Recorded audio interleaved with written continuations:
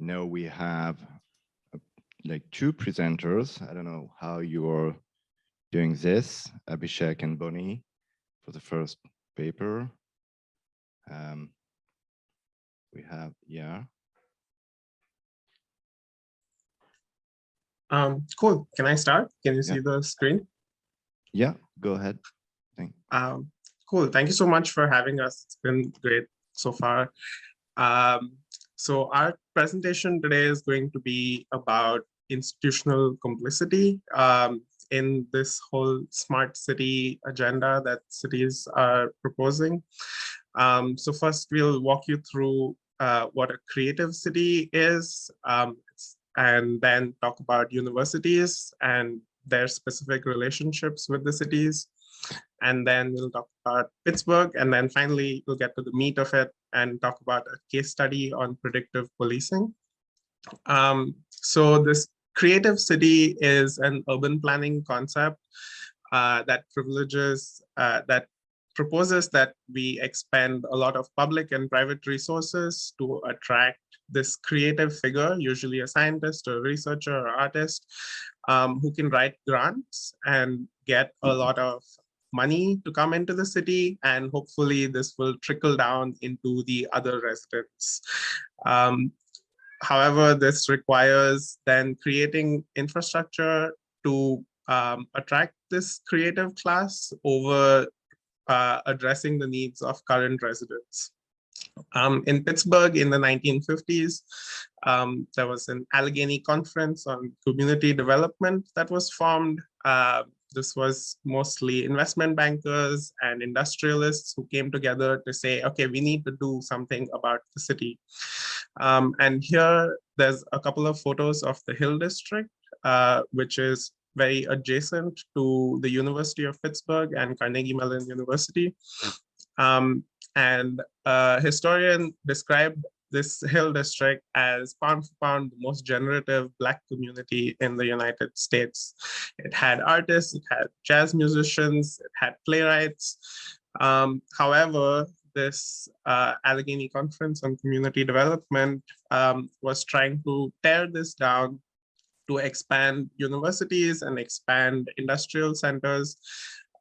They called it a welter of substandard housing and a blight upon our community. So they used these logics to destroy low-income and usually Black communities to privilege the needs of wealthy white scientists who they were trying to attract to the city.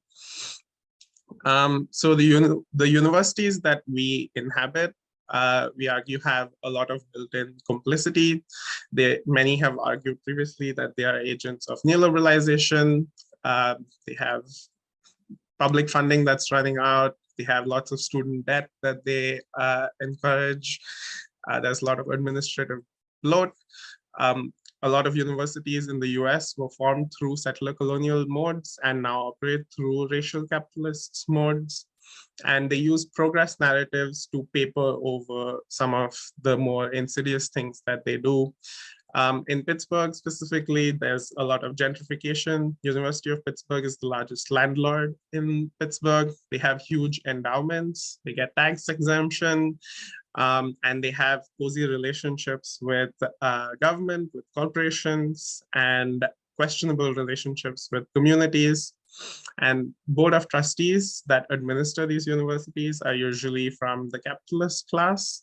And most of the students attending universities tend to be from not that particular area. Here on the top left, I just want to show you a map that Carnegie Mellon University sent to its incoming students as part of an orientation.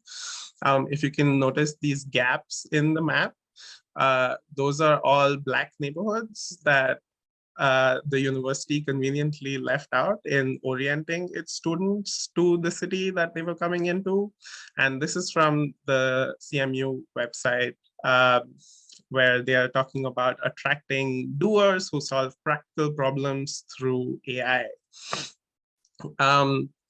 So just, I want to highlight a little bit of the relationship, the cozy relationship between universities and corporations. Even though they are tax exempt, the University of Pittsburgh has still accepted more than $3 million to form the Center for Governance and Markets that's funded by the Koch brothers. And in CMU, they have either buildings or conference rooms named after any of these various corporations. And so Pennsylvania has recently classified autonomous delivery robots as pedestrians. And various outlets have written about how the city is an urban playground for smart technologies to test out their new and innovative technologies. And now Bonnie will talk a little bit about the case study. Thank you so much, Abhishek. And I am over across the street from Abhishek, over at Carnegie Mellon, and we'll be talking about the predictive policing algorithm that was developed by my university and tested without public input from 2017 until its end in 2020, where in particular it started as trials in the predominantly Black neighborhood of Homewood. The other thing to notice about this map, is that they divided it geographically to test zones in the orange for predictive policing, and then keep the control zones of the green zones. But you can see it's a very geographically based deployment of predictive policing. And in brief, how this algorithm worked was that it collected 911 calls and past crime data, applied machine learning algorithms to generate maps of hotspots where additional police patrols were deployed. The origins of how this predictive policing project began actually start in Chicago, where Daniel B. Neal and Wilpin Gore had a long time collaboration, and they had a partnership with the early forming analytics group at the Chicago Bureau of Police to deploy a model that they had put together in 2007 around this type of hotspot-based policing. And it was called Crime Scan, later City Scan, and then enveloped into some other urban analytics platform in Chicago. And if you continue on, this crime analytics trend, evolved also into person-based predictive policing with a strategic subject list, which over 50% of Black men in Chicago ages 18 to 25 were on this list. And you can see a photo of the organizing that resulted against the strategic subject list, or also called colloquially as the gang database. And that was developed by a separate group at IIT, not the same researchers, but it was part of the sort of the same analytics push. So back in Pittsburgh, Daniel and Wilpin found a student to continue a Pittsburgh version of their product, which resulted in this paper published in 2018 on hotspot-based policing. And the thing to know about this is that the student was attending a program that was a joint program between the Department of Machine Learning at CMU and the School of Public Policy, or Heinz College at CMU. And it was sort of touted as this interdisciplinary social impact solving program. The grant under which this was funded was called Urban Predictive Analytics for a Safer and Cleaner Pittsburgh, and a partnership between the city of Pittsburgh under that memorandum of understanding that Abhishek showed earlier, which lets them share data. And it was also funded by one of the local power player foundations, which plays a huge role in development. And this particular grant that was awarded to the researchers was also part of a grant that formed the creation of a new Smart Cities Foundation called Metro 21. And so this is a photo of Bill Peduto, the last Pittsburgh mayor, who was very much a huge fan of using the city of Pittsburgh as this urban laboratory, and specifically, bragged about this memorandum of understanding as a way to smooth out and quickly deploy projects, right? So they don't have to go through a cumbersome RFP or request for proposal process. They can sideline all of that.